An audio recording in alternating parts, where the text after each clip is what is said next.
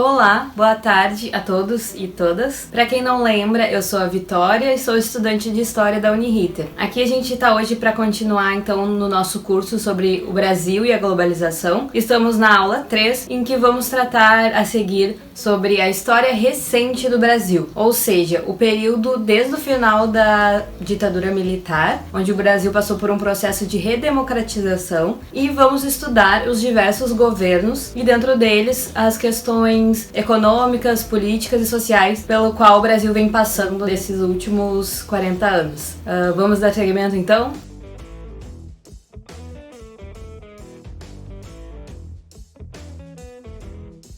Na década de 1980, o Brasil passava por um processo de redemocratização, ou seja, chegava o fim o período da ditadura militar e aos poucos a democracia era retomada. Durante todos esses anos de regime militar, esse governo extremamente autoritário praticou censura, restringiu direitos políticos e perseguiu os opositores do regime, em muitos casos praticando tortura e assassinato. Até hoje, falar sobre a ditadura militar é um assunto muito pesado para os brasileiros, pois esse período foi um grande marco sangrento na história dos direitos humanos aqui no país. Infelizmente, não vamos poder adentrar muito no assunto da ditadura militar nessa videoaula, mas ao final eu vou deixar algumas dicas de filmes, leituras, seriados, para vocês poderem entender um pouco mais desse assunto, quem quiser adentrar e estudar um pouquinho mais, ok? Enfim, de acordo com muitos historiadores, a ditadura militar se encerra em 1985 com o fim do mandato do então presidente militar, o general João Batista de Oliveira Figueiredo. E mesmo assim, as próximas eleições que ocorreram foram de forma indireta, ou seja, não era o povo que escolhia diretamente o presidente, e sim alguns representantes específicos que votavam para eleger o novo presidente. Nessas eleições ainda indiretas, então, o candidato Paulo Maluf, que era apoiado pelo presidente militar Figueiredo, não conseguiu vencer as eleições, e quem foi vitorioso foi o Tancredo Neves. A vitória desse candidato representou uma grande esperança para o povo brasileiro, que pedia já por democracia há muitos anos, e principalmente a partir do movimento das Diretas Já, que reuniu milhões de brasileiros nas ruas pedindo por democracia, direitos e eleições diretas para presidente. De forma inesperada, Tancredo Neves não realiza o seu mandato, pois, devido a complicações na saúde, ele veio a falecer antes de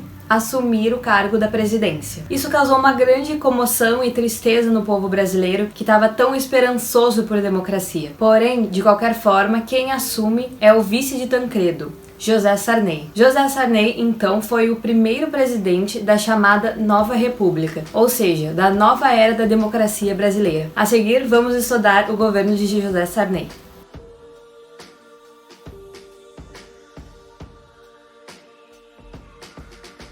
Um dos grandes marcos, então, desse primeiro governo foi a formação de uma Assembleia Constituinte que redigiu e promulgou a nova Constituição Brasileira, a Constituição de 1988. Vale a pena falar um pouco sobre essa Constituição antes de adentrar na questão do governo Sarney, pois foi a Constituição que até hoje está em vigor aqui no Brasil, e estudar ela é também aprender um pouco sobre os direitos aqui no Brasil. Essa Assembleia Constituinte que redigiu a nossa atual Constituição representou um momento muito ímpar e importante para a história do Brasil, uma vez que toda a população se reuniu e se mobilizou para redigir uma carta que respeitasse o direito de todos, inclusive dos grupos mais marginalizados que eram sempre excluídos das constituições brasileiras, como os negros, os indígenas e as mulheres. O envolvimento popular de maneira direta na produção desta nova Constituição resultou na elaboração da Constituição mais democrática da história brasileira,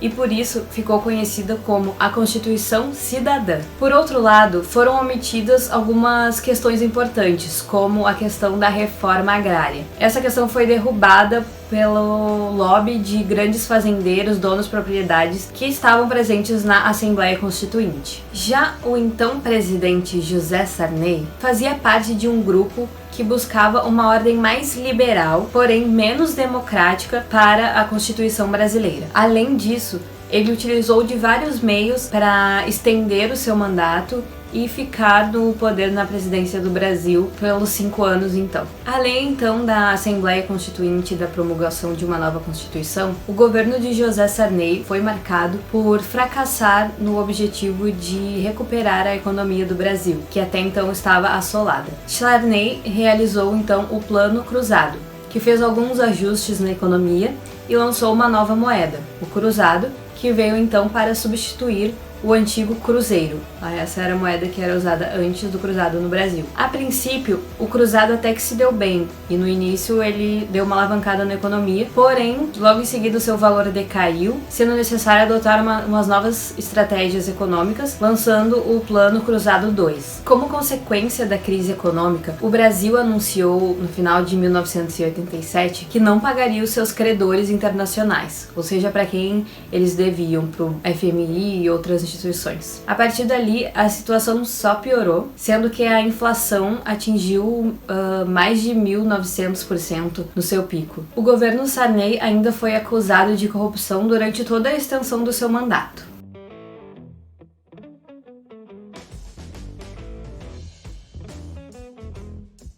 Após o mandato de José Sarney, o povo brasileiro pôde pela primeira vez em 30 anos escolher o presidente por meio de eleições diretas, sendo eleito então Fernando Collor de Mello. O Collor foi eleito entre outros nomes de peso da política, como Ulisses Guimarães, que havia sido o presidente da Assembleia Constituinte, que promulgou a Constituição, como a gente acabou de ver, Lionel Brizola, também um político com um ótimo histórico, Paulo Maluf e o Lula, que mais pra frente viria também a se eleger como presidente do Brasil. No entanto, o governo de Collor foi considerado como um grande desastre. Ele agiu de maneira bastante autoritária, tentando impor a sua vontade acima dos direitos da democracia. Além disso, ele não conseguiu superar a crise econômica do país e, após estar envolvido diretamente em esquemas de corrupção, Collor sofreu impeachment, governando apenas entre 1990 e 1992. Neste governo, uma das medidas mais conhecidas com certeza foi o Plano Collor, que viria para solucionar os problemas da economia, porém trouxe medidas drásticas. Uma dessas medidas, e as mais conhecidas de fato, foi a determinação de que o governo poderia confiscar o valor depositado nas poupanças dos brasileiros, o que causou extrema indignação. Devido aos escândalos de corrupção e à impopularidade do governo, passaram a buscar então o impeachment de Collor. A população inclusive apoiou e foi às ruas, e milhares de pessoas vestidas de preto e com a cara pintada de verde e amarelo pediram então o afastamento do presidente. Por esses trajes, os protestantes ficaram conhecidos como cara pintadas. Em dezembro de 1992, decidiu-se então pelo impeachment de Fernando Collor de Mello, que por si só se afastou da presidência por conta de todas essas polêmicas. Quem assumiu então foi o vice de Collor, Itamar Franco, que cumpriu o mandato até 1995. O governo de Itamar Franco, então, ficou marcado por um dos grandes marcos da história recente do país, que foi a estabilização da economia e o controle da inflação. Isso se deu a partir do momento que Itamar Franco nomeou Fernando Henrique Cardoso para o Ministério da Fazenda. É o que controla a economia e a receita do país.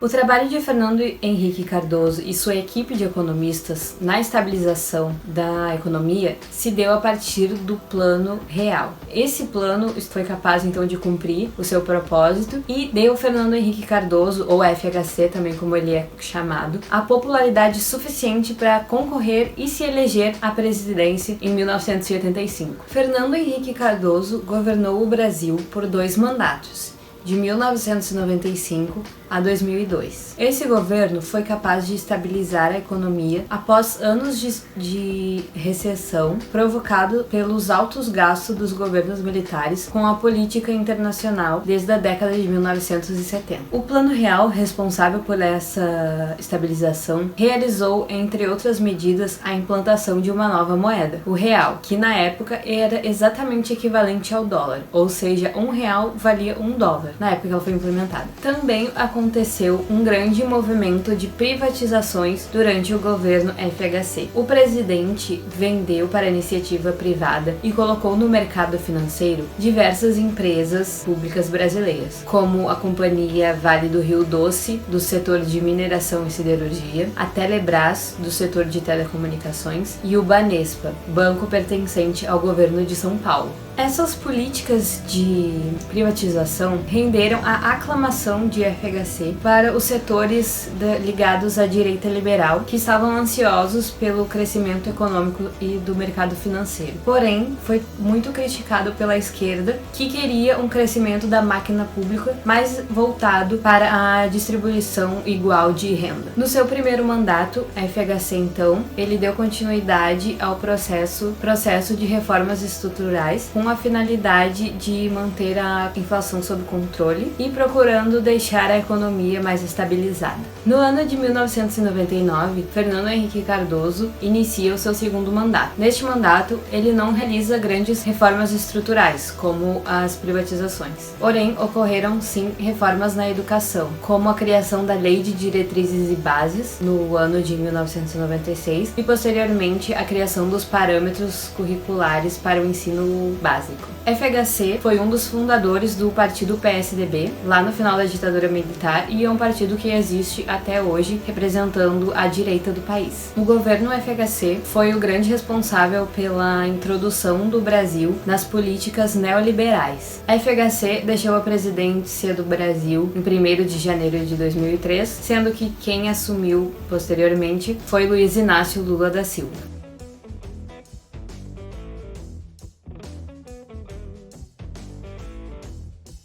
Luiz Inácio Lula da Silva foi eleito presidente do Brasil no ciclo eleitoral de 2002 e governou até 2011 por 2 mandatos completos. Lula também havia se candidatado para a presidência nos ciclos eleitorais de 1989, 1994 e 1998, perdendo para os outros candidatos Fernando Collor de Mello e Fernando Henrique Cardoso. A trajetória política de Lula esteve muito ligada aos movimentos sindicalistas que surgiram no ABC paulista no final da década de 1970 para o início da década de 1980, durante o período da ditadura militar. No campo econômico, o governo Lula, sobretudo em seu primeiro mandato, colocou em prática políticas econômicas que trouxeram resultados positivos para o Brasil em diferentes aspectos. O controle da inflação e a garantia da estabilidade do real foram prioridades para o governo Lula, ainda mais porque existia um grande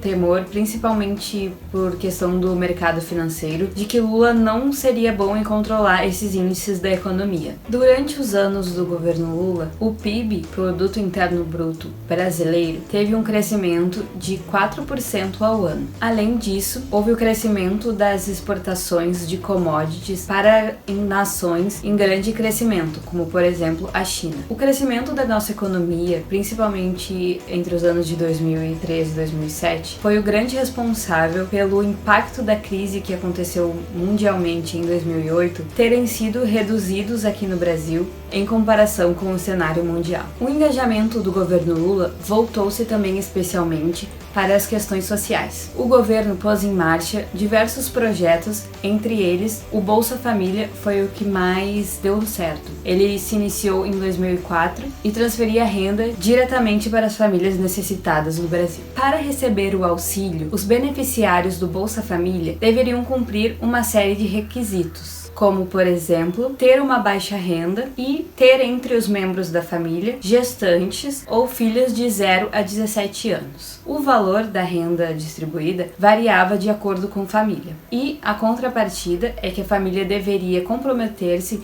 em manter os filhos na escola e ir ao médico regularmente. Esse programa foi um dos maiores êxitos do governo Lula, pois entre 2001 e 2014 a pobreza extrema foi reduzida em 75%.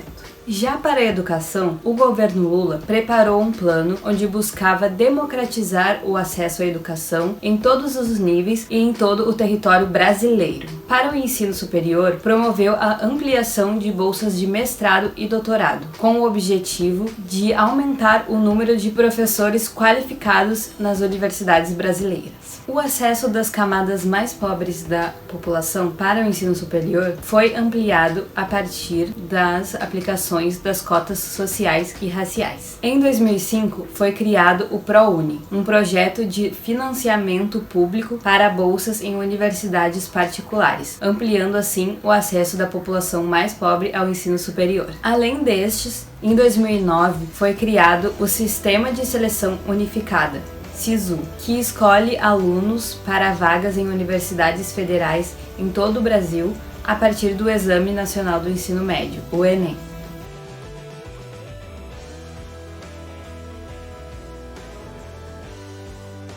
A imagem política do governo Lula, cultivada a partir de políticas econômicas de sucesso, de políticas voltadas para as questões sociais e também de uma política externa que colocou o Brasil em posição de prestígio internacional, foi fortemente abalada pelos escândalos de corrupção ligados diretamente à base do governo. Diferentes denúncias de corrupção ocorreram durante os 2 mandatos de Lula. Entre elas, a que mais se destacou foi o Mensalão, em 2005.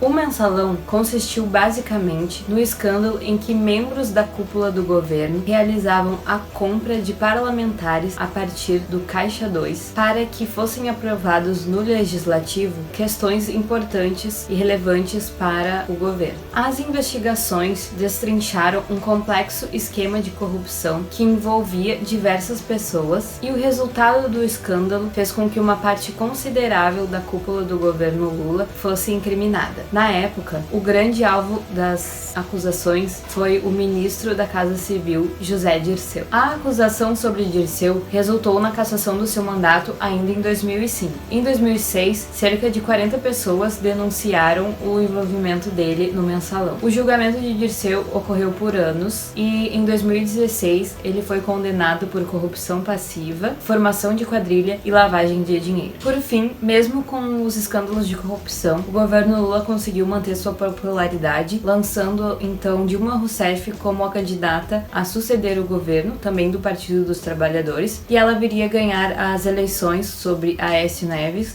em 2011.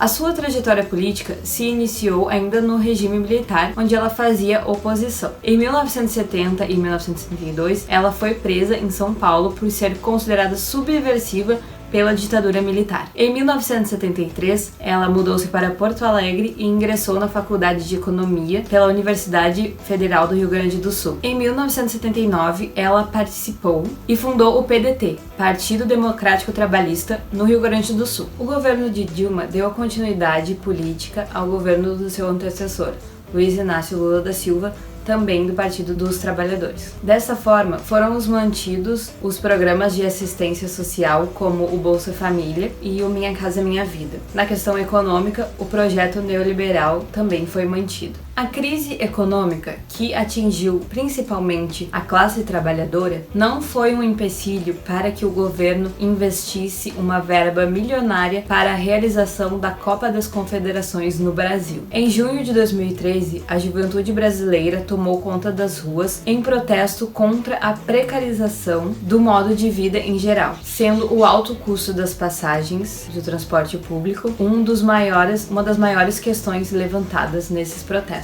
As manifestações de junho de 2013 ocorreram em diversas cidades do Brasil, em destaque para São Paulo, Rio de Janeiro e Brasília, que os protestos e os atos contaram com mais de 1 milhão de pessoas. No ano de 2014, vieram à tona casos de corrupção e lavagem de dinheiro envolvendo a Petrobras. Esses casos foram investigados pela Polícia Federal, surgindo assim a Operação Lava Jato. No segundo mandato de Dilma, a situação econômica no país se agravou ainda mais, tendo o PIB se registrado negativo no país. As taxas de desemprego e inflação cresceram e o apoio ao governo no parlamento foi diminuindo. Nas ruas, existiam manifestações manifestações pedindo o impeachment de Dilma e grupos também faziam manifestações a favor da manutenção da democracia e a favor da presidente no cargo. Isso gerou uma polarização política no país, que acontece até hoje. Em maio de 2016, o Senado aprovou o início do processo de impeachment da presidente Dilma por crime de responsabilidade fiscal, por ela ter realizado as supostas pedaladas fiscais.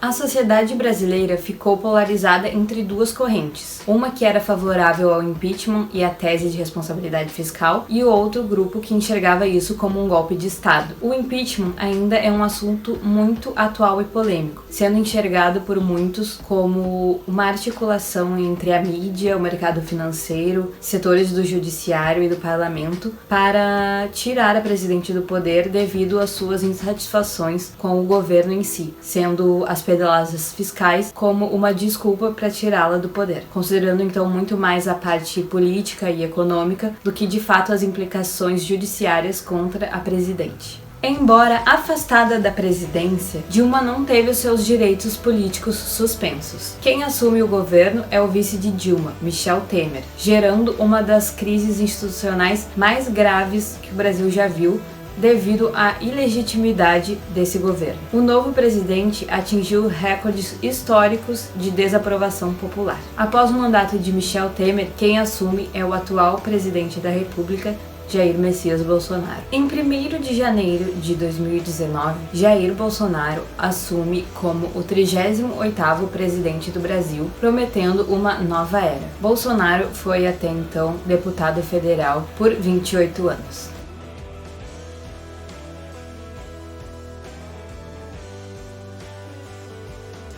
Ainda é cedo para realizar uma análise mais profunda do governo Bolsonaro a partir dos olhos da história. Porém, o que as estatísticas vêm mostrando é que não houve aumento nos empregos, a economia não cresceu nem tanto como os anos anteriores, o Brasil tem se tornado um vilão ambiental aos olhos do mundo, e áreas como a educação, a saúde, a ciência e a cultura vêm sofrendo com cortes e estatísticas ruins. Além disso, atualmente o país enfrenta uma grave crise na saúde a partir da chegada da pandemia do coronavírus Covid-19, no qual o governo não tem lidado com a melhor maneira.